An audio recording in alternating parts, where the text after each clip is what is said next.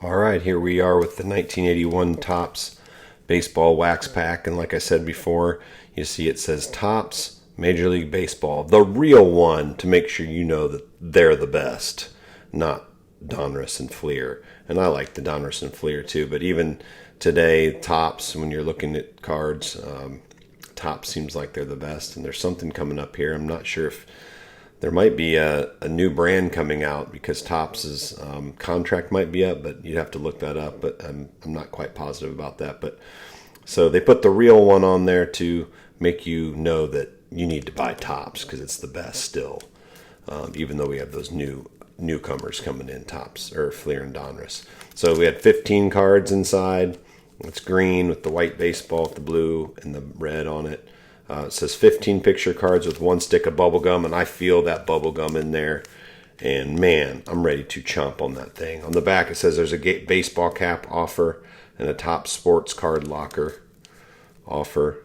And there's always something that you could send in for it seemed like.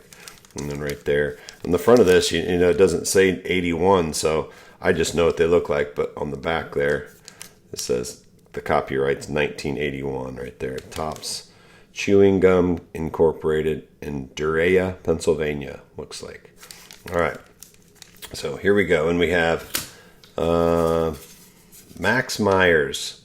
Max, I think Eric and Max. Max is the little guy, and Eric's Max's father. So Max will be pumped to get some cards. He'll get the cards from this unless I want to keep any of them, and then I'll give him some other wax packs to open. So enjoy those, Max. Hope you get some red legs. I know you love the reds. All right, here we go. Let's open it up. Looks like it's the wax pack. Doesn't look like it was resealed. I'm pretty good at being able to tell that. Looks pretty good. All right, and there's that stick of gum. Look at that big stick of gum. Still there in all its glory, and it's really big. A little different than the thinner ones as they got, as cards kept growing there. Here we go.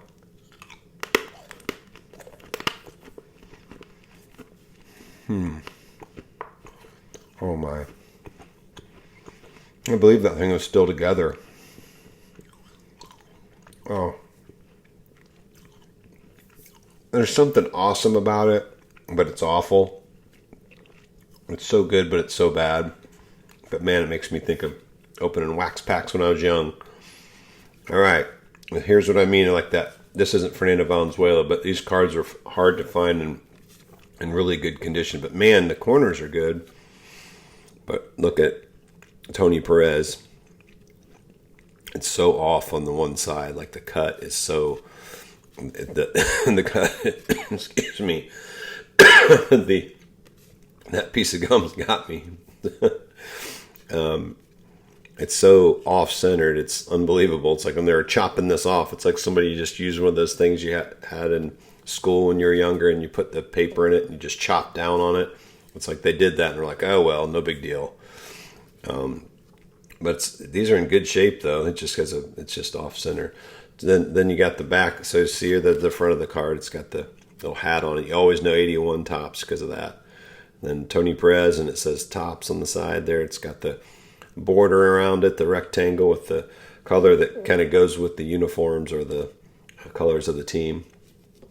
And the back was it's like a pinkish red and has all their stats on it. So Tony Perez played a long time. He's got a lot of stats on there. And then, like they said, they added in the stolen bases, which weren't on there since 1971. I think it said there was slugging percentage now on them, and a couple of the different statistics.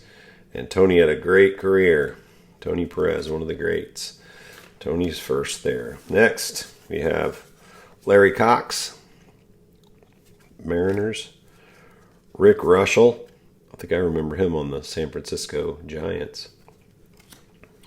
Jerry Royster. Jose Cardinal, the awesome fro. Love it. Enrique Romo. I don't think it's any relation to Tony Romo, but I could be wrong. Jerry Garvin. Ron Say. He had some good years. Old Ronnie Say. The Penguin, they called him. Rudy May. And this is a little different, the way they did their manager cards and the Chicago Cub cards and their team checklist. It's got the manager down there at the bottom, and then it shows a picture of all the guys, which is pretty cool. And then the back has the actual checklist of all the players in the set and the number of card and what position they played in their uniform numbers. Pretty cool. Jim Anderson. Steve Henderson. Oh, and here's a neat card. Fred Lynn, old Freddie Lynn. So this was just their card.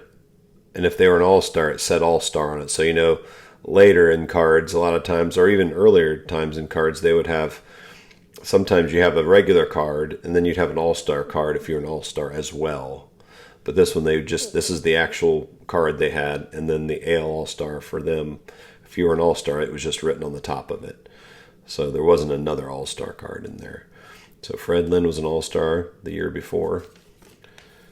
It's a cool card. All right, then we got a Twins. So this one looks a little different. So I want to get that other one back out so you can see it. So the Cubs had all their heads on it. I've never realized this before. Then the Minnesota Twins, it's like their team picture where they're all sitting nice and neatly. And then it's the same on the back with the checklist of each player and the number and their uniform, the number of the card, and the position they played. That's pretty cool. All right, and then our last card is Doug Rowell. Doug Rowell. All right, so Max Myers, you'll be getting those cards. Thank you for the support, sir, and your father, Eric. Thank you. Appreciate that. And you'll get these cards as well. You'll get the wax packs to go with it. All right, well, thanks for watching us open that up. And we didn't get the Fernando or the Tim Raines or the Harold Baines or the Kirk Gibson rookie, but that's all right. It was fun opening the wax pack. Now we're going to finish up the podcast.